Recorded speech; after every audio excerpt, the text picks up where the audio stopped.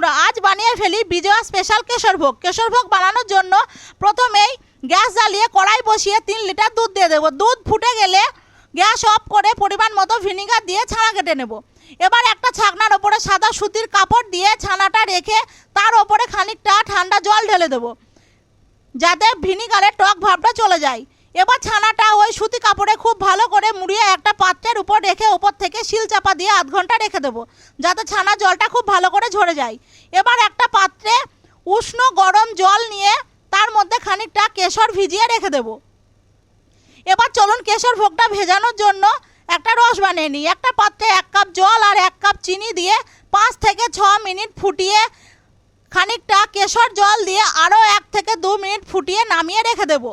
এবার চলুন 50 গ্রাম পেস্তা হামানদিস্তার মাধ্যমে একটু গুঁড়ো করে নিই। পেস্তাটা গুঁড়ো হয়ে গেলে চলুন কেশর ভোগটা সেদ্ধ করার জন্য একটা রস বসিয়ে দিই। একটা পাত্রে 1 কাপ চিনি আর 4 কাপ জল দিয়ে দেব। ততক্ষণ রসটা ফুটুক, আমরা ততক্ষণে ছানাটা চলুন মেখে নিই। ছানাটা 6 থেকে 7 মিনিট খুব ভালো করে মেখে নেব। এবার খানিকটা ছানা আলাদা করে নিয়ে তার মধ্যে 100 গ্রাম মতো চিনি আর পেস্তা গুঁড়োটা দিয়ে খুব ভালো করে মেখে ছোট ছোট লেচি কেটে নেব। এবার বাকি ছানাটার মধ্যে কেশর জল দিয়ে মেখে নেব, দিয়ে বড় বড় করে লেচি কেটে নেব। এবার বড় লেচিগুলোর মধ্যে একটা করে এই ছোট লেচিগুলো দিয়ে খুব ভালো করে মুখ মুড়িয়ে রসগোল্লা শেপে গোল গোল করে নেব।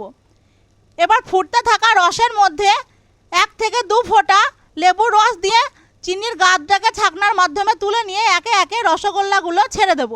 এবার 10 থেকে 11 মিনিট রসগোল্লাকে ফুটিয়ে নামিয়ে নেব।